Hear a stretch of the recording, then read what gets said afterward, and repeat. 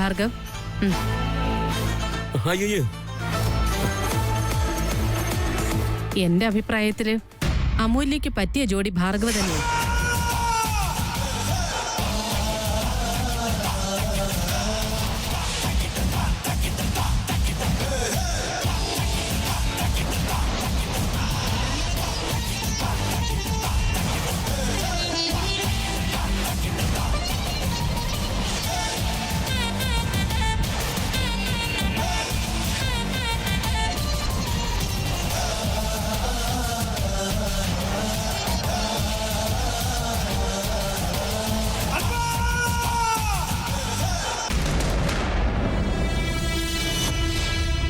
ഇവൾ എൻ്റെ അടുത്ത് ഒരു വാക്കുപോലും പറയാതെയാണല്ലോ കാര്യങ്ങളൊക്കെ തീരുമാനിക്കുന്നത്. അമൂല്യ വേദാന്തനെ സ്നേഹിക്കുന്ന കാര്യം ഇവക്ക് അറിയാമല്ലോ. വീണ്ടും ഓരോ പ്രശ്നങ്ങളിലേക്കാണല്ലോ ചെല്ലുന്ന എന്റെ ദൈവമേ. പയ്യനെയോ അവര് കണ്ടുപിടിച്ചല്ലോ. എന്താണേലും ഒരു വാക്ക് പറയായിരുന്നു. അമ്മ സഹായമല്ല ചെയ്യുന്നേ, കൂടുതൽ പ്രശ്നങ്ങൾ ഉണ്ടാക്കുക. നിങ്ങൾക്ക് എന്താ കാര്യം പോലും അറിയില്ല അമ്മായി. എന്തിനാ ഇങ്ങനെയൊക്കെ ഓരോന്ന് ചെയ്യുന്നത്? ഇവര് സംസാരിക്കണമെന്ന് പറഞ്ഞപ്പോ തന്നെ ഞാൻ വിചാരിച്ചു എന്തോ പ്രശ്നം ഉണ്ടാക്കാനാണെന്ന്. എന്തായാലും നല്ല പണിയാ തന്നത്. അയ്യോ, ഇത് അമ്മുന്റെ അടുക്കൽ എങ്ങനെ ചെന്ന് പറയാ? അവൾ എന്തേലും പ്രശ്നം ഉണ്ടാക്കിയാലോ? അമൂല്യ,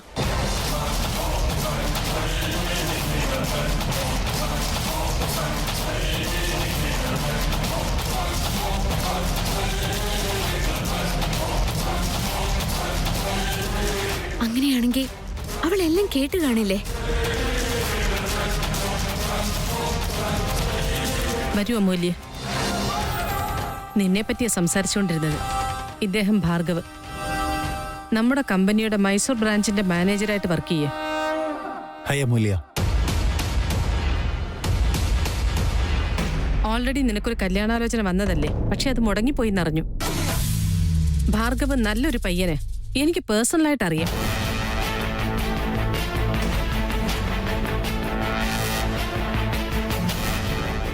പയ്യനെ പറ്റിയോ പയ്യന്റെ വീട്ടുകാരെ പറ്റിയോ മോശം പറയാനായിട്ടൊന്നുമില്ല.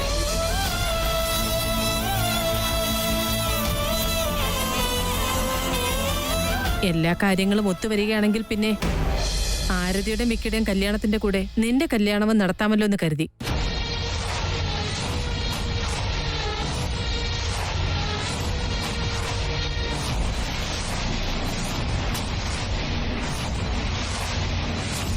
മുത്തശ്ശി എന്താ പറയാൻ പോകുന്നത്? എല്ലാം പറഞ്ഞേക്കാം, ഇല്ലെങ്കിൽ കാര്യങ്ങൾ പ്രശ്നമാവും. അയ്യോ, അതായിരിക്കും ഏറ്റവും വലിയ പ്രശ്നമാവുന്നത്. വീട്ടിലാർക്കും അമൂല്യയുടെയും വേദാന്തന്റെയും ബന്ധത്തെ പറ്റി അറിയില്ല. ഈ സന്ദർഭത്തില് ആ കാര്യം പറഞ്ഞാൽ അത് പ്രശ്നമാവും. അതുകൊണ്ടാണ് ഞാൻ പറയുന്നത്. ഇപ്പൊ ഒന്നും പറയണ്ട. ഇപ്പോഴും മിണ്ടാതിരുന്ന പിന്നെ എപ്പോഴാ അറിയുന്നത്? ഈ വീട്ടിൽ വലിയ പ്രശ്നങ്ങളുണ്ടാവും മുത്തശ്ശി. മുത്തശ്ശിക്കൊന്നും അറിയില്ല. മാത്രമല്ല, ഈ ഒരു അവസ്ഥയിൽ ഈ കാര്യങ്ങളൊക്കെ അറിഞ്ഞാൽ ഇവിടെ വലിയ പ്രശ്നം ഉണ്ടാവും. അത് സഹിക്കാൻ പറ്റിയെന്ന് വരില്ല. ഒന്നും പറയണ്ട, മിണ്ടാതിരുന്നാ മതി. എന്തു പറ്റി അമൂല്യ? നീ എന്താ ഒന്നും മിണ്ടാത്തത്? ഭാർഗവ്, നീ എന്താ ഇവിടെ തന്നെ നിൽക്കുന്നേ? നിനക്ക് കുടിക്കാൻ ചായയോ കാപ്പിയോ എടുക്കട്ടെ? അതൊന്നും വേണ്ട, കുഴപ്പമില്ല. ഭാർഗവന് കാര്യങ്ങളൊന്നും അറിയില്ലായിരുന്നു. ഞാൻ വരാൻ പറഞ്ഞു, വന്നു. സുഹാസിനി മേഡം എനിക്ക് എന്റെ അമ്മയെ പോലെ. ഞങ്ങൾക്കെല്ലാം ജോലി തന്ന് പുതിയ ജീവിതം തന്നവരാണ്. ഇവര് വിളിച്ചപ്പോ എന്താ ഏതാണെന്നും ചോദിക്കാതെ ഇങ്ങ് വന്നു.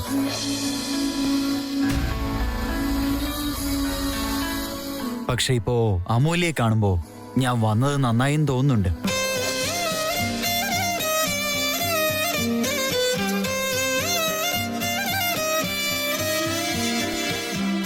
അമ്മു, എന്താ നീ മിണ്ടാ നിൽക്കുന്നത്?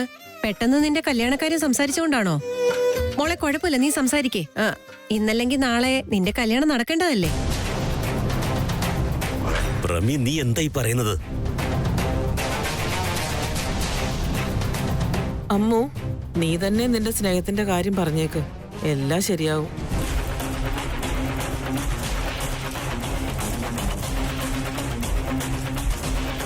സുഹാസിനി ആന്റിയുടെ വാക്ക് കേട്ട് ഇവിടെ വരെ വന്നതിന് താങ്ക്സ്. പക്ഷെ നിങ്ങളെ കല്യാണം കഴിക്കാൻ എനിക്ക് സമ്മതമല്ല.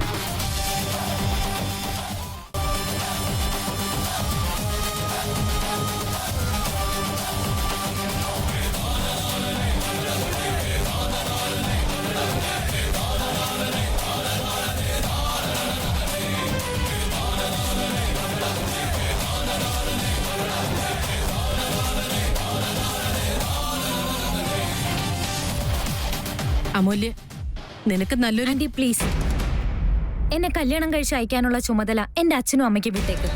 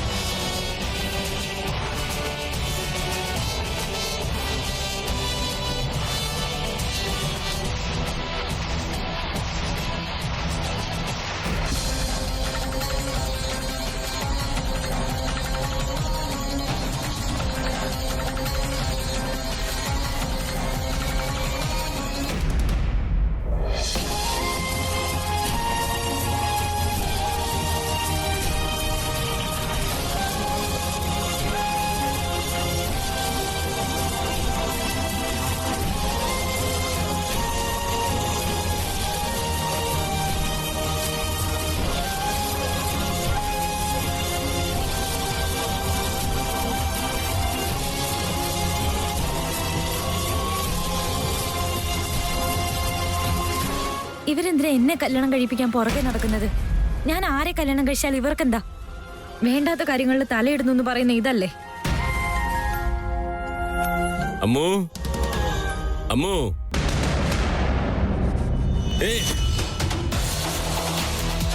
എന്താ അമ്മു, എന്തു പറ്റി നിനക്ക്? നമ്മുടെ ബന്ധുക്കാർ നിനക്ക് വേണ്ടി ഒരു കല്യാണക്കാര്യം കൊണ്ടുവന്നിട്ടുണ്ട്. അവരാരാ എന്താന്നറിയാതെ നീ ഇങ്ങനെ അഹങ്കാരം കാണിച്ചാൽ എങ്ങനെയാ?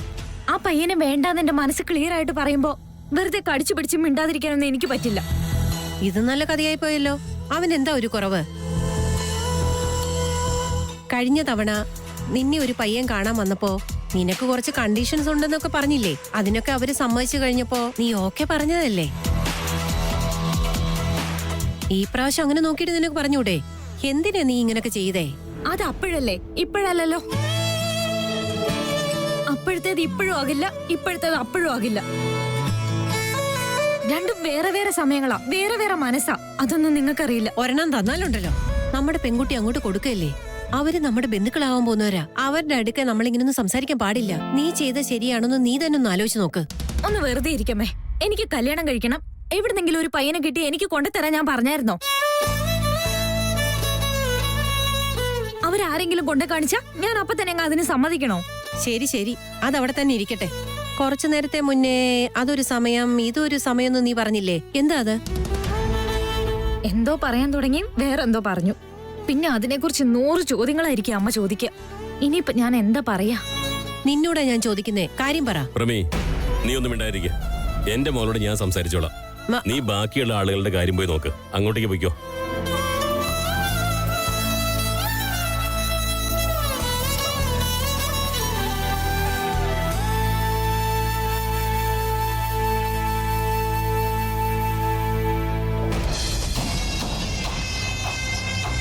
എന്തു പറ്റിയമ്മേ? എടി സുഹാസിനി, അവരുടെ വീട്ടിലെ കാര്യം നീ എന്തിനാ അന്വേഷിക്കുന്നേ? അമൂല്യ വേദാന്തിനെ കുരുക്കലാക്കാൻ നോക്കുന്നുണ്ട്. അത് അറിഞ്ഞുകൊണ്ട് തന്നെ അവനെ ഇന്നത്തെ ദിവസം ഇല്ലാത്ത മീറ്റിംഗിന്റെ പേരും പറഞ്ഞ് ഡൽഹിക്ക് അയച്ചത്.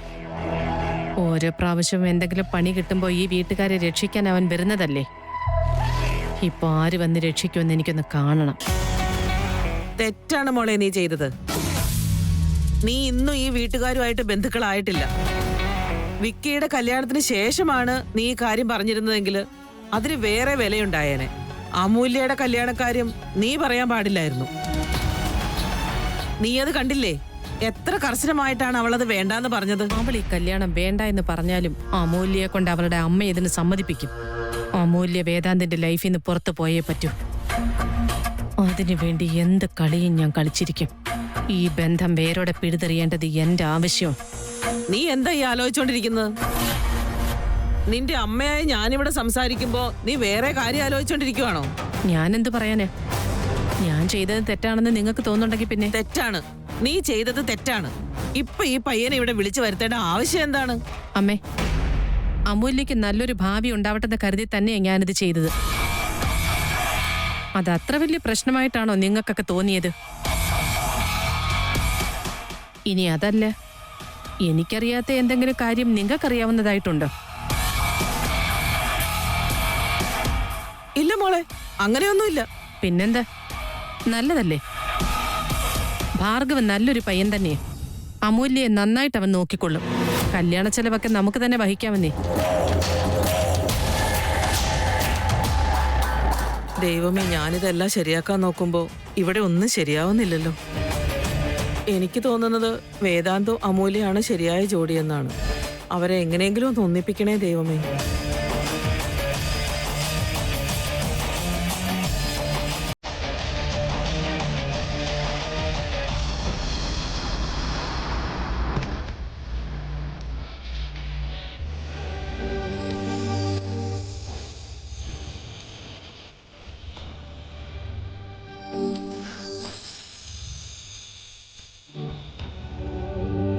അമ്മോ,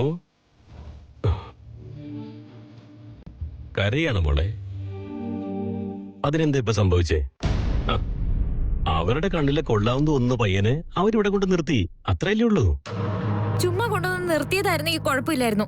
ഇത് ഞാൻ അയാളെ കല്യാണം കഴിക്കണം എന്നൊക്കെ പറഞ്ഞപ്പോ ഇത് നല്ല കഥയാണല്ലോ. ആരെങ്കിലും അവന്റെ കയ്യിൽ താലി എടുത്തു കൊടുത്തിട്ട് അങ്ങ് കെട്ടെന്ന് പറഞ്ഞില്ലല്ലോ. നീ എന്തൊക്കെയാ ആലോചിക്കുന്നത്? നീ ആരാണ്? നിന്റെ വില എന്താണ്? അമൂല്യാണ് നീ. അങ്ങനെ കരയുന്നവളൊന്നുമല്ല. നോക്കുമോളെ, ഈ കല്യാണ കാര്യങ്ങൾ ഇങ്ങനെയൊക്കെ തന്നെയാ. പെട്ടെന്ന് അങ്ങനെ വരും. ചിലപ്പോഴൊക്കെ സംസാരങ്ങൾ ഇല്ലാതെ തന്നെ കല്യാണം നടക്കുന്ന കാര്യങ്ങളും ഉണ്ട്. എന്റെ ജീവിത പങ്കാളി ഈ ആളാണെന്ന് തന്നെ കരുതി കുറെ സ്വപ്നങ്ങൾ കാണാനും തുടങ്ങും. പക്ഷെ നിന്റെ കാര്യത്തിൽ അങ്ങനെയൊന്നും അല്ല. എന്താന്ന് വെച്ചാൽ ഞാൻ നിന്റെ കൂടെയുണ്ട്. നിന്റെ മനസ്സിലുള്ളത് എനിക്ക് മുഖ്യം. കാരണം നാളെ ജീവിക്കേണ്ടത് നീയാണല്ലോ. പറയുമോളെ, നിന്റെ മനസ്സ് വേറെ ആരെങ്കിലും ഉണ്ടോ?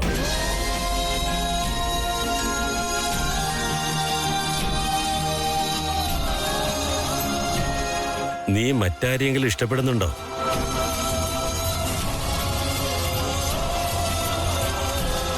മോക്ക് ആശ്ചര്യം തോന്നുന്നുണ്ടോ? ഞാൻ നിങ്ങളുടെ അച്ഛനല്ലേ മോളെ. നീയെല്ലാം കൊണ്ട് നിന്റെ അമ്മയുടെ മോളാണെങ്കിലും നിനക്ക് എന്തെങ്കിലും ചെറിയ മാറ്റം വന്നാൽ പോലും എനിക്കത് അറിയാൻ പറ്റും. അതുകൊണ്ടാണ് ഞാനിപ്പോ ചോദിക്കുന്നത്. നിനക്കെന്തോ മാറ്റം ഉണ്ടെന്ന് എനിക്ക് മനസ്സിലായി.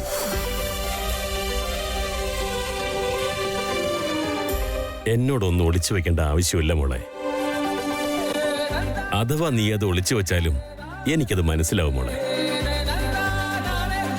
പറയും മോളെ. അങ്ങനെയൊന്നും ഇല്ല അച്ഛാ. ആ ശരി, ഇല്ല, അങ്ങനെ തന്നെ ഇരിക്കട്ടെ. പക്ഷേ ഇത്ര സങ്കടം എന്തിനാ? അന്ന് ആ പയ്യൻ ഇവിടെ വന്നപ്പോ എന്റെ മനസ്സിൽ ചെറിയ സംശയങ്ങളൊക്കെ ഉണ്ടായിരുന്നു. അപ്പൊ നീ ഒരുപാട് കണ്ടീഷൻസ് പറഞ്ഞു. പക്ഷെ ഇത്തവണ എനിക്ക് അന്നത്തെ പോലെയൊന്നും അല്ല തോന്നിയത്. വേറെ എന്തോ ഉണ്ട്. പോട്ടെ, വിട്. ഞാൻ നിന്നെ കൂടുതൽ ബുദ്ധിമുട്ടിക്കുന്നില്ല. പക്ഷെ ഒരു കാര്യം നീ ഓർമ്മിക്കണം മോളെ. നിനക്ക് ആരോടെങ്കിലും എന്തെങ്കിലും ഇഷ്ടം തോന്നിയിട്ടുണ്ടെങ്കിൽ, അവനും നിന്നോട് അതുപോലെ ഇഷ്ടമുണ്ടെങ്കിൽ, സുഖായാലും ദുഃഖായാലും നീ അവനോടത് നല്ല സന്തോഷമായിട്ടിരിക്കുന്നുണ്ടെങ്കിൽ എന്നോടത് മാത്രം പറയാ. എന്തെന്ന് വെച്ചാൽ നിനക്ക് അങ്ങനെ തോന്നിയാൽ അത് തന്നെയായിരിക്കും നിനക്ക് നല്ലത്. ഞാൻ എപ്പോഴും അതിനെ സപ്പോർട്ട് ചെയ്യുമോളെ. നീ ഒരിക്കലും ആരുടെയും ദയവിലിരിക്കേണ്ട ആവശ്യമില്ല. അച്ഛാ, ഞാൻ കല്യാണം കഴിക്കുവാണെങ്കിൽ അച്ഛനെയും അമ്മയും സ്വന്തം അച്ഛനെയും അമ്മയും പോലെ നോക്കുന്ന ഒരാളെ ഞാൻ കല്യാണം കഴിക്കൂ. നീ പറയുന്ന കേട്ടിട്ട് സന്തോഷം തോന്നുന്നു മോളെ. പക്ഷെ നിന്റെ ജീവിത പങ്കാളിയെ കണ്ടുപിടിക്കാൻ കണ്ടീഷൻ ഉണ്ടാകരുത്. നീ അയാളെ കുറിച്ച് ആലോചിക്കുന്ന സമയത്ത് നിന്നെ കുറിച്ചാണ് കൂടുതൽ ആലോചിക്കേണ്ടത്. അവൻ നിന്നോട് എങ്ങനെയാണ് പെരുമാറുന്നത്, എങ്ങനെയാണ് നിന്നെ നോക്കുന്നത്, നിന്റെ വാക്കുകൾക്ക് അവൻ വില നൽകുന്നുണ്ടോ, നീ വിചാരിക്കുന്ന പോലെയാണോ അവന്റെ സ്വഭാവം, നിന്റെ കഷ്ടപ്പാടുകളെ അവൻ മനസ്സിലാക്കുന്നുണ്ടോ, ഇങ്ങനെയൊക്കെ ആയിരിക്കണം കണ്ടീഷൻ. പക്ഷെ നിന്റെ കണ്ടീഷൻ എങ്ങനെയാണെന്ന് വെച്ചാ നീ ആയിരിക്കണം അവന്റെ ലോകമെന്ന്.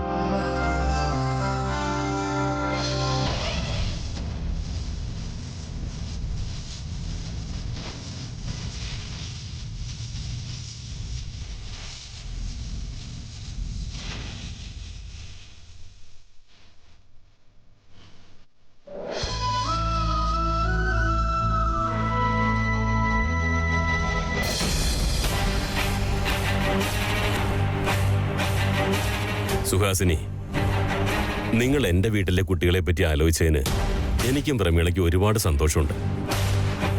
ഭാർഗവ, ദയവ് ചെയ്ത് ഞങ്ങളോട് നീ ക്ഷമിക്കണം. കാരണം നിങ്ങൾ വരുമെന്ന് ഞങ്ങൾ ചിന്തിച്ചിട്ടേ ഇല്ല. പെട്ടെന്നൊരു കല്യാണക്കാര്യം വന്നതുകൊണ്ടാണ് അമൂല്യ അങ്ങനെ സംസാരിച്ചത്.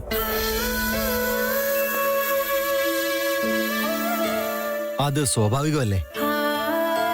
ഇവരുടെ സ്ഥാനത്ത് ആരാണെങ്കിലും ഇങ്ങനെ പെരുമാറും. അത് കുഴപ്പമില്ല.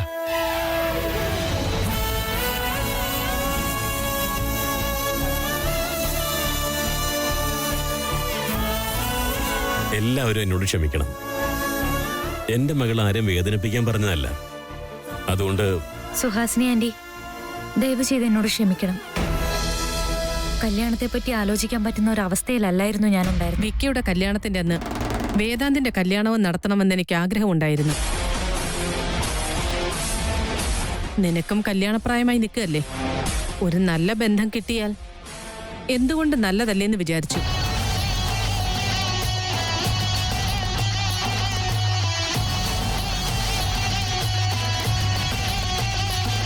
നിന്റെ തീരുമാനം കേട്ട് എനിക്ക് ആശ്ചര്യമൊന്നും തോന്നിയില്ല. ഇന്നത്തെ പെൺകുട്ടികൾ അവർക്ക് വേണ്ട ഡിസിഷൻ എടുക്കാൻ പ്രാപ്തിയുള്ളവരെ. So no problem. വേദാന്തനെ കല്യാണം കഴിപ്പിക്കാൻ പോവാണെന്നോ?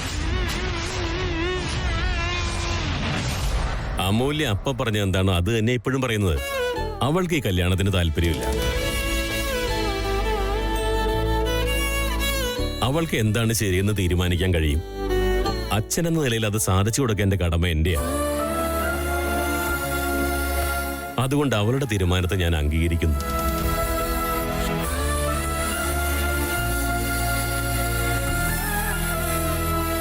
ഇതുപോലെയുള്ള അച്ഛന്മാരെ ഇപ്പോഴത്തെ കാലത്ത് എല്ലാ പെൺകുട്ടികൾക്കും കിട്ടണം. തെറ്റ് ചെയ്യുമ്പോ തിരുത്തിയും അതുപോലെ ശരി ചെയ്യുമ്പോ കൂടെ നിൽക്കുകയും ചെയ്താൽ ഈ കാലത്ത് ആരും വഴിതെറ്റില്ല, ഒരു ചതിയിലും പെടില്ല.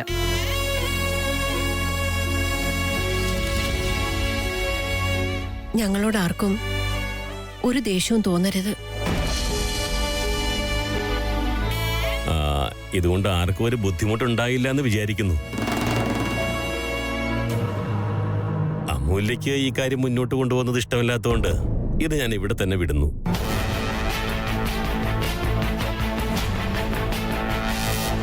ചേച്ചേ, ഇതിലിപ്പോ പ്രശ്നം ഉണ്ടാവാൻ വേണ്ടി എന്തായിരിക്കുന്നത്? ഇന്നത്തെ ഈ പൂജയുടെ ദിവസം തന്നെ അമൂല്യെ കാണാൻ വരുന്ന കാര്യം സുഹാസിനിക്കല്ലാതെ വേറെ ആർക്കും അറിയില്ലായിരുന്നല്ലോ.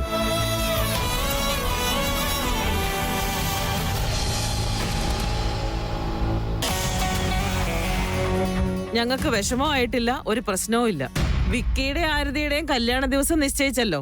എല്ലാരും സന്തോഷിക്ക്. പ്ലേറ്റ് നിറയെ സ്വീറ്റ്സ് ഉണ്ടാക്കി വെച്ചിട്ടുണ്ട്. 4 വെച്ച് ഇഷ്ടമുള്ളത് കഴിച്ചോ.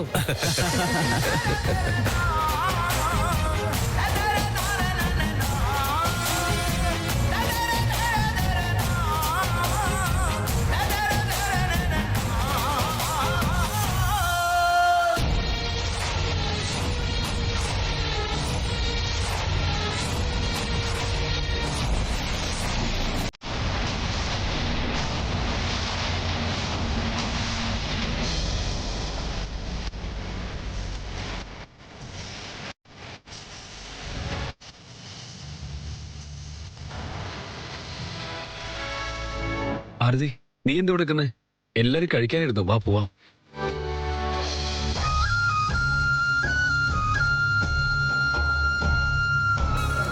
നിശ്ചയം കഴിഞ്ഞ ശേഷം വീടിന്റെ സൈഡിൽ നിന്ന് കൈ പിടിക്കാനൊക്കെ ഉള്ള ധൈര്യമൊക്കെ ആയിട്ടുണ്ടല്ലേ? കൈ പിടിക്കുന്നത്, ഉമ്മ വയ്ക്കുന്നത്, അതൊക്കെ ഇപ്പൊ ഓക്കെ അല്ലേ?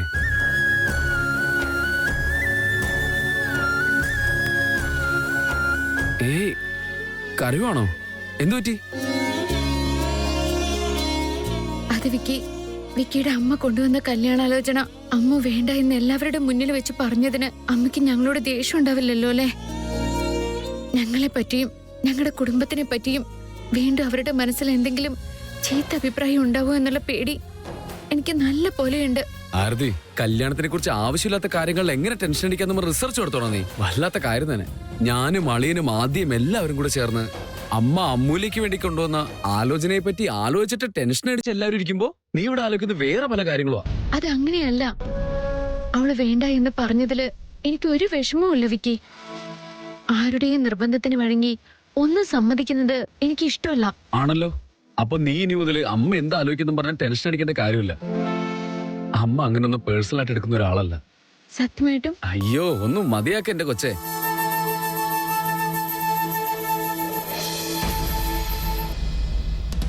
അമൂല്യ, ഐ ലവ് യു.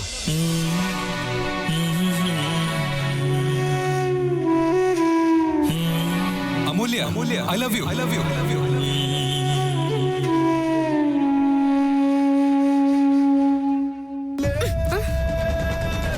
അമ്മു ചേച്ചി കല്യാണം വേണ്ടാന്ന് പറഞ്ഞത് അവൾക്ക് വേദാന്തേട്ടനെ ഇഷ്ടമുള്ളതുകൊണ്ടായിരിക്കില്ലേ? നീ എന്തിനാ ഇതൊക്കെ പറയുന്നേ? അത്രയ്ക്കൊക്കെ അവർ രണ്ടുപേരും സ്നേഹിക്കുന്നുണ്ടെന്ന് നിന്നോട് ആരാ പറഞ്ഞേ? രണ്ടുപേരും ഒന്ന് ഞാൻ എപ്പോഴാ പറഞ്ഞത്? എന്ന് വെച്ചാ ഒന്നുമില്ല വീട്. അതല്ലടി, അവർക്ക് തന്നെ അവർ തമ്മിലുള്ള ഇഷ്ടം അറിഞ്ഞുകൂടാ. പിന്നെയാ ഇത്. അങ്ങനെയാണെങ്കിൽ മനസ്സിലാവാൻ വേണ്ടി എന്താ ചെയ്യേണ്ടത്? എന്താ ചെയ്യാ? ഓ, ഇവള് വലിയ ഷെർലക് ഹോംസും ഇവളാണെങ്കിൽ ജെയിംസ് ബോണ്ടും. ഏയ് അങ്ങോട്ട് പോയെ, ബഹളം ഉണ്ടാക്കാതെ. ഓ, ഒരു സാധനം. ഏയ് നീ എന്താ പറഞ്ഞ? വല്ലാത്തൊരു സാധനമാണ്.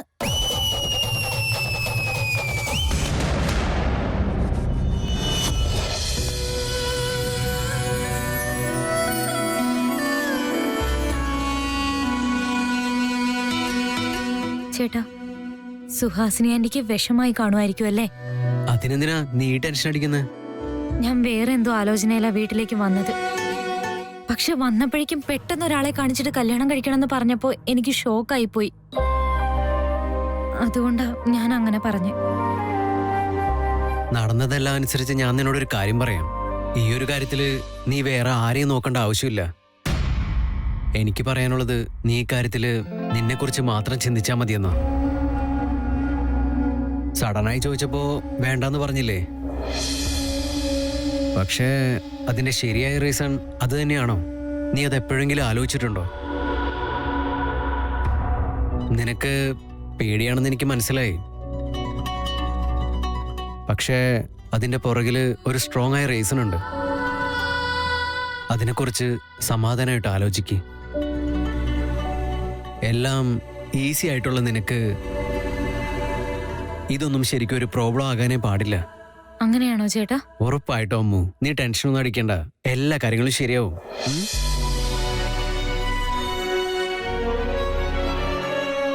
കറക്റ്റ് അല്ലേ? ആരോടാ പറയുന്നതെന്ന് ആലോചിക്കാതെ ഞാൻ പെട്ടെന്ന് കല്യാണം വേണ്ടാന്ന് പറഞ്ഞു.